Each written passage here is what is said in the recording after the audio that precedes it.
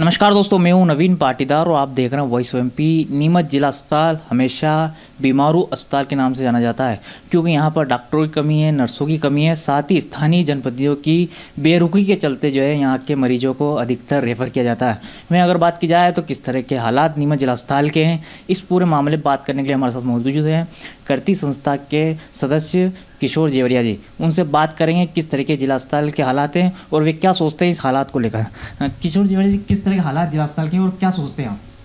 देखिए, एक आम धारणा है कि सरकारी अस्पताल मतलब ख़राब और प्राइवेट अस्पताल मतलब बढ़िया, लेकिन हकीकत ये नहीं है।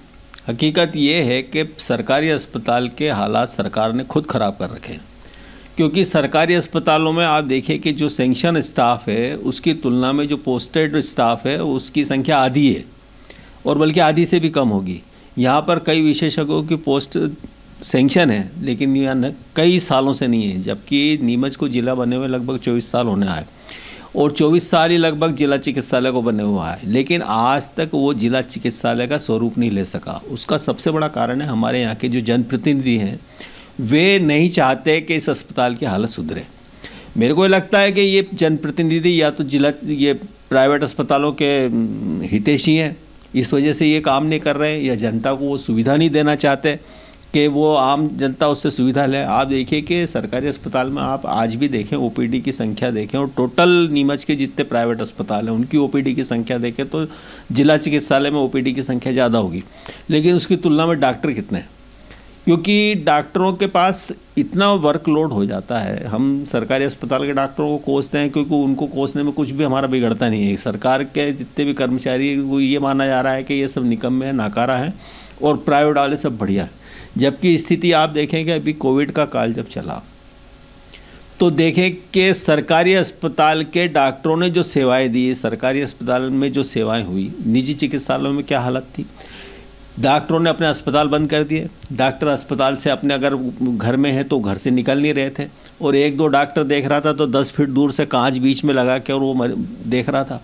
तो ये स्थिति प्राइवेट अस्पतालों की थी, लेकिन सरकारी अस्पतालों की सबसे ज़्यादा अगर भूमिका इसके अंदर रही तो सरकारी अस्पतालों की। उन्होंने मरीज भी भर्ती करे, उनका इलाज भी करा, ठीक भी हुए, उसका रेशो ज़्यादा बजाय प्राइवेट अस्पताल की। अगर आप इसका पूरा सर्वे करके निकालेंगे तो प्राइवेट अस्पतालों में मरने वालों की संख्या ज़्यादा है और सरकारी अस्पताल में ठीक होने वालों की संख्या ज़्यादा है।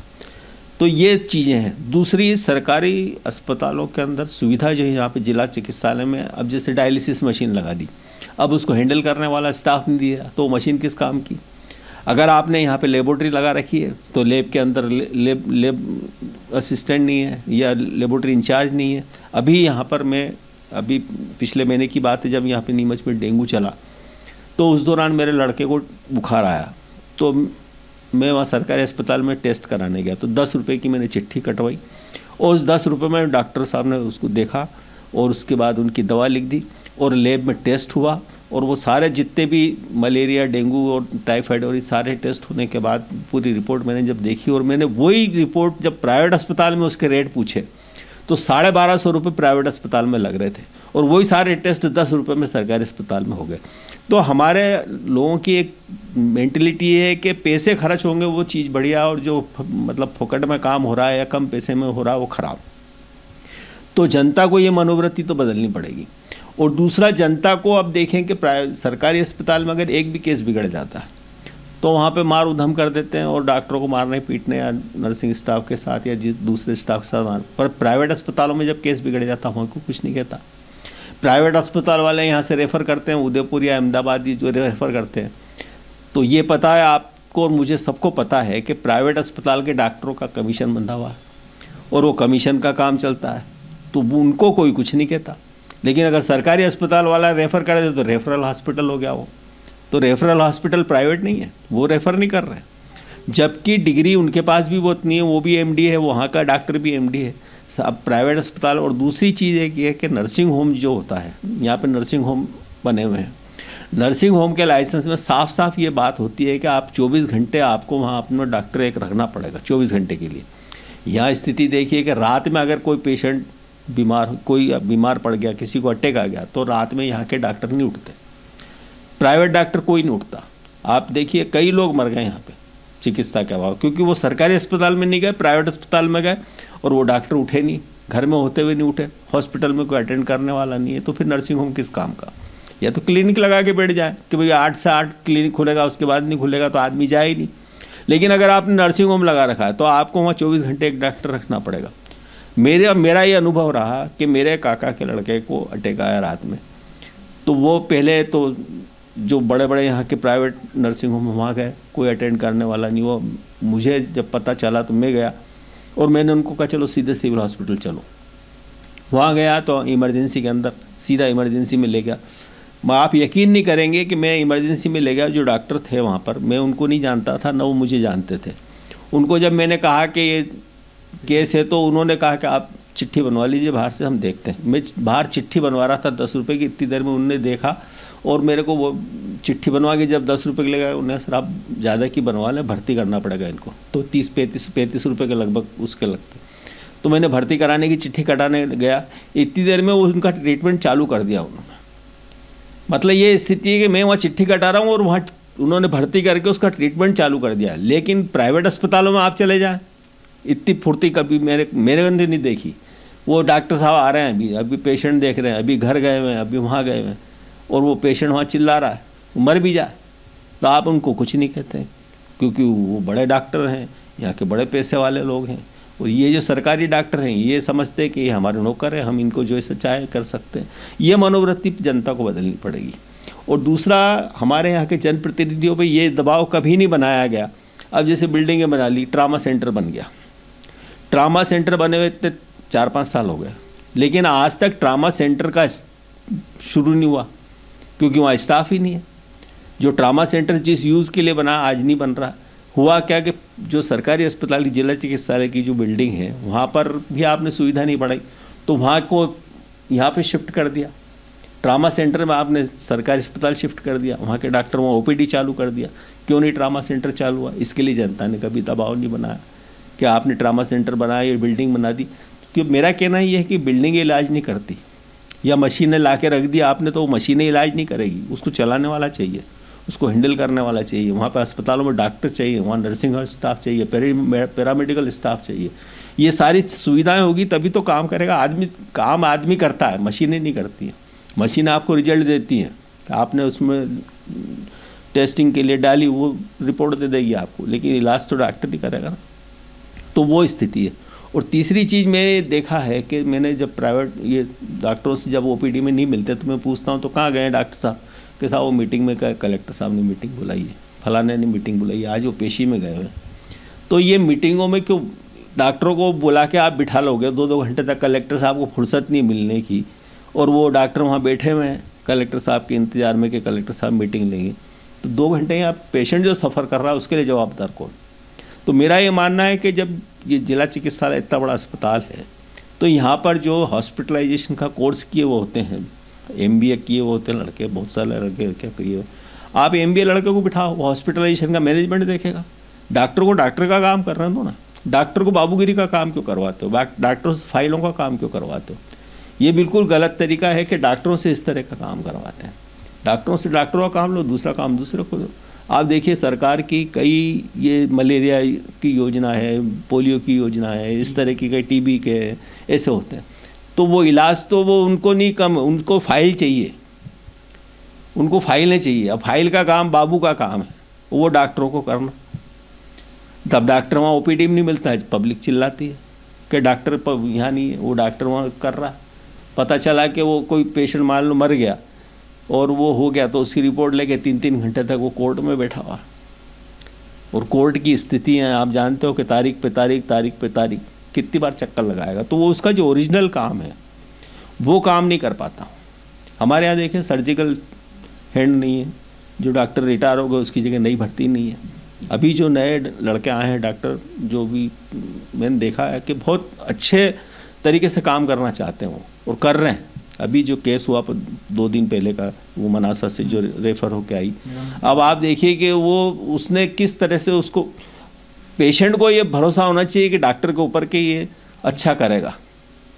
अगर उसने भरोसा करा और डॉक्टर ने उसका इलाज करा और वो ठीक हुई, पर हमारा क्या भरोसा नहीं करता। आप देखिए कि प्राइवेट अस्पतालों में जितनी डिलीवरी होती है मैक्सिमम डिलीवरी सीजेरियन क्यों होती है और सरकारी अस्पताल में डिलीवरी नॉर्मल क्यों होती है? क्या कारण? उसके पीछे कारण साफ सबको पता है कि सरकारी अस्पतालों में नॉर्मल डिलीवरी हो जाती है और वही डिलीवरी अगर प्राइवेट अस्पताल में होती तो सीजेरियन होती है। तो उसके खिलाफ कोई नहीं बोलता। क्यों नहीं बोलता? क्योंकि सरकारी अस्पताल, ये प्राइवेट जो अस्पताल के जो डॉक्टर्स हैं इनका एक बहुत बड़ा काकस है और वो जो है पूरे सरकार के जो नुमाइंदे हैं यहाँ पे बैठे हुए जो भी चाहे सरकारी अधिकारी बड़े हों चाहे जनप्रतिनिधि हमारे हों, इनको बिल्कुल घेरे में ले रखा है। कोई मतलब इतने केस बिगड़ते हैं यहाँ पे प्राइवेट अस्पतालों के, पर उसके खिलाफ कोई नहीं बोलता। जी, क्या सोचते हैं आपके? हमने एक इंटरव्यू लिया था डॉक्टर गांधी का जिला अस्पताल में, वे खुद कह रहे थे कि मैं कई बार चिट्ठी स्थानीय विधायक को लिख चुका हूँ, स्वास्थ्य मंत्री को लिख चुका हूँ, लेकिन इक्विपमेंट तो यहाँ पर है, लेकिन डॉक्टरों की कमी बड़ी है। क्या मानते हैं आपके स्थानीय डॉक्टर मांग कर रहे हैं यहाँ के जिला अस्पताल के, लेकिन अभी तक उनकी सुनी नहीं जा रही, तो क्या मानते हैं आम जनता कैसे सुनी जाएगी? मैंने यही कहा कि हमारे जिला चिकित्सालय में जो सेंक्शन स्टाफ है, जो सरकार ने सेंक्शन कर रखा है कि यहाँ पे 2-3 सर्जिकल होना चाहिए, 4 MD होना चाहिए, डेंटिस्ट होना चाहिए, ऑर्थोपेडिक का होना चाहिए, पीडियाट्रिक का होना चाहिए, ये सारे डॉक्टरों की उन्होंने पोस्टें यहाँ क्रिएट कर रखी है, लेकिन डॉक्टर नहीं वहाँ पे। तो डॉक्टर नहीं होगा तो क्या होगा? और फिर क्या होता है कि वहाँ पे जब कोई नहीं है तो कोई नर्सिंग पुरानी सीनियर नर्सिंग अगर वहाँ बैठ गई तो खट से वहाँ पे फ़ोटो खींच के और पहुँचा देंगे, देख लीजिए हालत के यहाँ नर्सें इलाज कर रही है। अरे तो वहाँ स्टाफ कौन करेगा? ये जो यहाँ डॉक्टर, ये तो डॉक्टर की नियुक्ति कर नहीं सकते, डॉक्टर की नियुक्ति करती सरकार, और सरकार को कौन कहेगा? हमारे यहाँ के नुमाइंदे। जब हमारे यहाँ के नुमाइंदे कुछ कहते नहीं, और ये बात बिल्कुल गलत है। लोग कहते हैं कि डॉक्टर नहीं मिल रहे हैं, डॉक्टर आना नहीं चाहते, बिल्कुल झूठ बात है ये। आपने कितनी बार डॉक्टरों की वैकेंसी निकाली? आप देख लीजिए पिछले कितने सालों से डॉक्टरों की वैकेंसी नहीं निकल रही है, पैरामेडिकल स्टाफ की वैकेंसी नहीं निकल रही है, नर्सिंग की जब प्राइवेट अस्पताल में वो 1000-1000 2-2000 रुपये में नर्सिंग वाले काम कर रहे हैं, पैरामेडिकल वाले काम कर रहे हैं। यहाँ के गाँव के लड़के कई मैंने देखे जो अनट्रेंड हैं, वो प्राइवेट अस्पतालों में काम कर रहे हैं, और यहाँ तो ट्रेंड स्टाफ मिल रहा है आपको। तो उनकी वैकेंसी तो निकालो आप। सरकारी भर्तियाँ निकालते नहीं है और बोले मिल नहीं रहे, तो भर्ती नहीं निकालोगे तो ज़बरदस्ती आके बैठेगा आपके पास। तो सरकार को चाहिए कि भर्ती निकाले, ऐसी पूरी पोस्टें भरे, क्योंकि देखो यहाँ पर जितना काम का बोझ है उसकी तुलना के अंदर यहाँ स्टाफ कम है, और निश्चित रूप से जो ओवरबर्डन आदमी के पास होगा तो वो उतनी परफेक्ट सेवाएं नहीं दे पाएगा जितनी देना चाहिए। क्योंकि अगर एक पेशेंट को अगर उसको 5 मिनट देना है तो यहाँ पर 100 अगर पेशेंट बैठे हैं बाहर, तो 5 मिनट की जगह 1 मिनट देगा, 2 मिनट देगा, तो उसकी परफेक्शन में फ़र्क पड़ेगा। तो इसलिए आप उतना स्टाफ दो कि उसको बराबर जितनी उसकी कैपेसिटी है उसके हिसाब से काम करे वो, लेकिन आपने ओवरबर्डन कर रखा है। और दूसरा, यहाँ पर जो सुविधा है, सरकारी सुविधा है, वो देखिए कि सरकार बातें तो बहुत लंबी चौड़ी करती है, खूब ऊंची ऊंची बातें करती है, लेकिन सरकार खुद सरकारी अस्पतालों को बिगाड़ रही है। सरकार खुद बिगाड़ रही है। जिस तरह से सरकार BSNL को बिगाड़ रही है, जिस तरह से सरकार रेलवे को बिगाड़ रही है, जिस तरह से सरकार अपने सरकारी स्कूलों को बिगाड़ रही है, उसी तरह सरकार अपने अस्पतालों को बिगाड़ रही है। क्योंकि सरकार के अंदर जो बैठे हुए लोग हैं, उनके बड़े बड़े अस्पताल हैं, उनके बड़े बड़े स्कूल हैं, वो खुद नहीं चाहते कि सरकारी अस्पतालों की हालत सुधरे। नहीं तो हमारे नर्सिंग होम, अगर आज यहाँ पे पहले आप पेशेंट जब सीरियस होता था तो सीधे बोलते थे सरकारी अस्पताल ले जाओ। आज ये स्थिति है कि सीरियस पेशेंट होता तो प्राइवेट अस्पताल में ले जाओ। क्यों नहीं सरकार नियुक्ति करती यहाँ? तो सरकार अगर यहाँ पे सारी सुविधाएं, बिल्डिंग, तो अब देखिए कि यहाँ पे सेंक्शन हो जाती है ये, और बड़े बड़े बयान आ जाते हैं कि 10 करोड़ से ये बिल्डिंग बनेगी और वो ये हो जाएगा, और बिल्डिंग बनती नहीं 10 साल तक। हमारे यहाँ जो ये पुराना अस्पताल है, आप देखिए कि वहाँ घोड़ों का अस्तबल था और आज भी उसमें चल रहा है। और 2 साल से मैं सुन रहा हूँ कि वो टूट के वो नई बिल्डिंग बनेगी। एक कलेक्टर यहाँ अनुपम राजन साहब आए थे, उनके एक बार मेरा जाने का उनको एक कार्यक्रम के दौरान 2-4 बार मुलाकात हुई थी। मैंने पूछा सर ये बाहर क्या रखा हुआ? तो एक मॉडल बना हुआ रखा था हॉस्पिटल का। उन्होंने कहा ये मॉडल बना हुआ है। तो मैंने कहा तो करोड़ों का मॉडल है, तो इसको कैसे बनाएंगे आप? पैसे कहाँ से आएंगे? सरकार तो पैसे देती नहीं। बोले इसके लिए हमको सरकार से एक पैसे की ज़रूरत नहीं है, ये पूरा का पूरा पैसा हम, उन्होंने पूरी मेरे को स्कीम बनाई, इसकी तरह से इस सरकार से पैसा नहीं लेंगे और इसी से हम इसको बना देंगे। लेकिन हमारे यहाँ के जनप्रतिनिधियों को जचा नहीं मामला। वो इसलिए नहीं जचा कि उसमें पैसे नहीं मिल रहे हैं। सीधी सीधी बात है, अगर पैसे मिलते तो उसको कर देते, उन्होंने उसको रिफ्यूज़ कर दिया और आज भी हॉस्पिटल वही स्थिति में पड़ा, मर्जियाँ या कमरे बनाते हैं। आप देखिए कि नर्सिंग स्टाफ के और पैरामेडिकल स्टाफ के जो मकान बनाए हैं, पीछे क्वार्टर बनाए हैं, आज की तारीख में ये ट्रेंड है कि कम ज़मीन का ज़्यादा से ज़्यादा उपयोग हो। वहाँ मल्टी क्यों नहीं बनाई उन्होंने, क्यों सिंगल क्वार्टर बना दी? अगर वहाँ मल्टी बनाते तो वहाँ पे ज़्यादा लोग रह सकते थे। आप 3 मंजिला बनाते, 4 मंजिला बनाते, डॉक्टर्स के लंबे क्वार्टर, क्यों आपने बड़ी बड़ी ज़मीन रोक रखी है? तो ये सारी चीज़ें कौन देखेगा? स्थानीय जनप्रतिनिधि की ड्यूटी है कि वो देखें सब चीज़ों को। खाली भाषण देने से काम नहीं चलता, उसको देखना भी पड़ेगा फील्ड में क्या हो रहा है। अब ये छोटे मोटे रूटीन के काम जो करवा के अगर वाही ले लें तो उससे कोई मतलब नहीं। ये काम करवाना चाहिए। सरकारी अस्पताल में सोचता हूँ कि बहुत अच्छे से सेवा दे सकते हैं, लेकिन वहाँ पर उसके लिए पर्याप्त मात्रा में मेडिकल स्टाफ होना चाहिए। मेडिकल के आप इक्विपमेंट लगाए तो उसको चलाने वाले होने चाहिए। ये होगा तो ये सरकारी अस्पताल बहुत बढ़िया होगा, मेरा आज भी मानना है। और फिर कुछ लोग अपनी राजनीति चमकाने के लिए चले जाते हैं, डॉक्टरों को चमकाते हैं, कोई मतलब नहीं उस चीज़ों का। आपने कभी प्राइवेट अस्पताल में तो जाके नहीं चमकाया कि आपने कैसे इतने पैसे ले लिए, कि क्यों रेफ़र कर रहे हो? ये रेफरल हॉस्पिटल नहीं है, ये भी तो रेफ़र कर रहे हैं, इनको कमीशन मिल रहा है। क्या मानते हैं आपके विपक्ष को, जो है विपक्ष, उसको मजबूती से डॉक्टरों की कमी को लेकर आवाज़ उठानी थी, आंदोलन करने थे, क्या वो भी आप कमी मानते हैं कि जनप्रतिनिधियों को जगाने का काम जो है विपक्ष नहीं कर रहा? बिल्कुल, ये बात सही है कि विपक्ष को काम करना चाहिए, लेकिन हमने जिस जनप्रतिनिधि को वोट देके जिताया वो अपनी ड्यूटी क्यों नहीं कर रहा? हमने वो जब चुनाव के अंदर घोषणा पत्र या बड़ी बड़ी बातें करते हैं कि हम मैं ये कर दूंगा, तो फिर करो ना, आपको जिताया गाय के लिए, उसको तो हरा दिया आपने। तो वो तो ठीक है, वो ड्यूटी कर रहा है कि नहीं कर रहा है वो एक अलग चीज़, पर आपको तो जिताया, आपकी जो ड्यूटी है, तो आप क्यों नहीं कर रहे हैं? तो ज़्यादा गुनहगार जो सत्ता में बैठा हुआ है, जिसको जनता ने वोट दे के जिताया, जिसने ये वादे किए थे कि मैं आपकी ये सेवाएं करूंगा, ये सुविधाएं दिलवाऊंगा, वो नहीं दिलवा रहा है, तो वो बड़ा गुनहगार है। विपक्ष भी है, विपक्ष इसलिए कि उसको ये मुद्दे उठाने चाहिए, पर वो नहीं उठा रहे हैं। उनसे कहते हैं तो बोला हमको वोट थोड़ी दिया, वोट जिसको दिया उससे बात करें। तो वोट जनता ऐसे लोगों को देती है कि जो कुछ काम नहीं करे, तो फिर हम उसको दोष कैसे देंगे? तो दोष तो देना पड़ेगा कि हमने आपको वोट दिया तो आप ये काम करो। और विपक्ष तो यहाँ पे स्थिति नीमच में खास करके, वैसे और भी जगह है, सब जगह हालत है, पर यहाँ पे जो इस तरह के मुद्दे उठाने चाहिए, विपक्ष को ये मुद्दे उठाने चाहिए और दमदारी से उठाने चाहिए। पर यहाँ पे भी पता नहीं क्यों नहीं उठाते हैं। और ये हम सामाजिक जो सेवाएं करने वाले, जो सामाजिक संस्थाओं वाले लोग हैं, ये इस मुद्दे को उठाते हैं।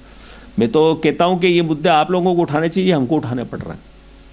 ये सामाजिक संस्थाओं का काम नहीं है, फिर भी हम इसको उठा दें, क्योंकि हमारी जो सामाजिक संस्था है और समाज के अंदर जो विकृतियाँ हैं या जो गलत चीज़ें हो रही है, उसको हम सामाजिक रूप से उठाते हैं। लेकिन आमतौर से दूसरी सामाजिक संस्थाएं इसलिए नहीं उठाती कि उनके रिलेशन मेंटेन करते हैं वो, और हम देखते हैं कि हमारे रिश्ते ही बिगड़ेंगे और क्या होगा। बुरा लगेगा तो लग जाएगा, पर जनता का कहीं ना कहीं थोड़ा बहुत भला हो जाए तो हमारे लिए वही ठीक बात है। तो हम इस तरह के मुद्दे उठाते हैं। कृति ने हमेशा इस तरह के मुद्दे उठाए, चाहे वो डॉक्टरों का हो, चाहे चंबल के पानी का हो। अभी आप देखिए चंबल के पानी की बात। जीवड़ी जी, अगर बात की जाए तो प्राइवेट हॉस्पिटलों को लेकर बात की जाए तो यहाँ पर भी एक गाइडलाइन बननी चाहिए। मनचाही फीस वसूली जाती है, मनचाही फीस को लेकर जो ये अपना बैनर लगा देते हैं कि कोई 200, 250, 300, फिर रात को उठते नहीं। तो क्या मानते हैं इसे लेकर भी जनप्रतिनिधियों को यहाँ पर एक गाइडलाइन बनानी चाहिए, ताकि जो मनमानी वसूली हो रही है उस पर रोक लगे? बिल्कुल सही बात है, आपका कहना बिल्कुल सही है।